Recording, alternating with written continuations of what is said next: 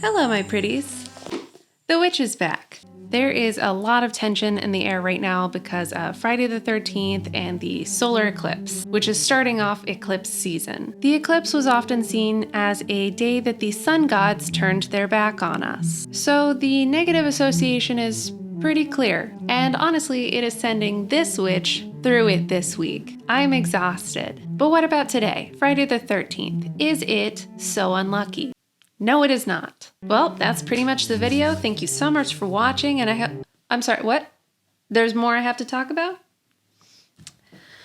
Fine. Friday the 13th's exact unlucky origins are unclear. Disclaimer, I am an individual and not a historian, but I will do the best that I can. For spooky people everywhere, Friday the 13th has taken on like a party energy. There's tattoo specials. There are often Friday the 13th parties, horror movie screenings, even when it's not in October. And all of these are around the beliefs that either Friday the 13th is very lucky or it is unlucky. It's Taylor Swift's famously lucky number, and yet there's no 13th floor on buildings or 13th aisle on most airplanes. It has its own phobia term, triskaidekaphobia. Is Greek. Triskaidekaphobes are people who are afraid of the number 13. So, which is it and why is it associated with witches? In modern times, Friday the 13th is most often associated with the movie Friday the 13th, which doesn't really seem to have much to do with Fridays or 13s or witches, and more so to do with frisky teens who aren't doing their jobs. Modern day witchcraft has really claimed the number 13 away from its unlucky origins. They really said, y'all wanna associate us with this number? Well, it's ours now. Starting in like the 50s and 60s with the rise of modern Wicca and paganism, the number 13 was thought to be an ideal number for coven members. Some believe that this is because there is 13 lunar cycles in a year. Sort of. It's kind of between 12 and 13. The association with the specific day, Friday the 13th, and witchcraft is also muddy and unclear. Some believe that it's because in the witch trials, some people were forced to confess that they were meeting with their coven on Good Friday, which is like, you know, an insult to the Puritans, because how dare they meet on that specific day? A lot of people seem to think that 13 is an unlucky number because of Christianity, because of the story of the Last Supper of Jesus and how there were like Judas was the 13th guy at the table. So putting those two things together, Fridays, 13s, it could be those sort of associations linked up, so it could be considered unlucky, I guess, unless you are a witch. But an older and eerily similar story to the Last Supper is actually from Norse mythology, where a dinner party of 12 gods was crashed by a 13th one,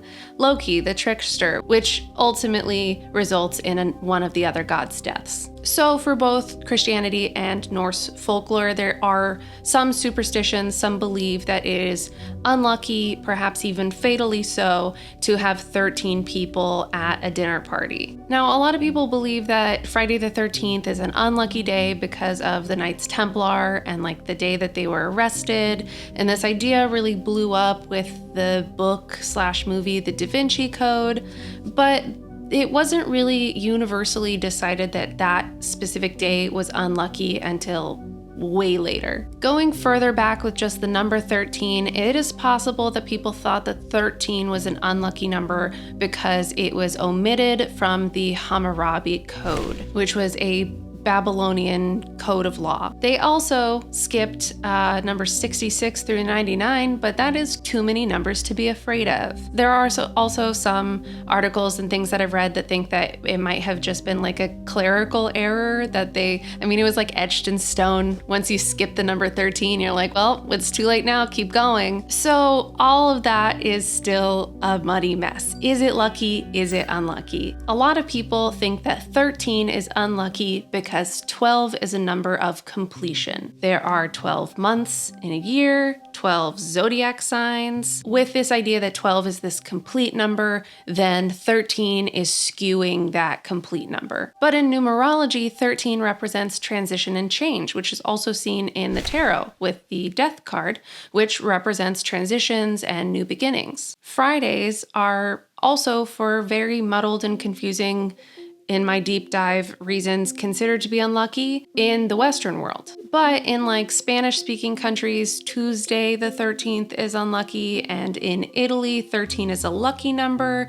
but Friday the 17th is an unlucky day. In witchcraft and paganism, which is the only thing that I can speak on with any semblance of confidence, Friday is ruled by Venus. Venus is a planet of love and money and happiness, which aligns with the Greek goddess Aphrodite or the Roman goddess Venus, which is they're virtually the same. And Aphrodite is a goddess of love, beauty, fertility, and happiness. The day Friday is named after Freya, the Norse goddess of love, beauty, fertility, and battle. I guess not happiness there so much, but close enough. So Friday the 13th is actually a great day for change, transformation, and new beginnings in love, money, beauty, and happiness. Sounds pretty lucky to me. So I personally will be taking advantage of these energies on this Friday the 13th. I will not be working anything major on the eclipse on the 14th, but Friday the 13th, it's a great energy to use, and if you want to claim it, great. And if you don't, to each their own. Okay, that is pretty much the video. Thank you so much for watching. I hope you enjoyed it, and I will see you guys in the next one. Bye!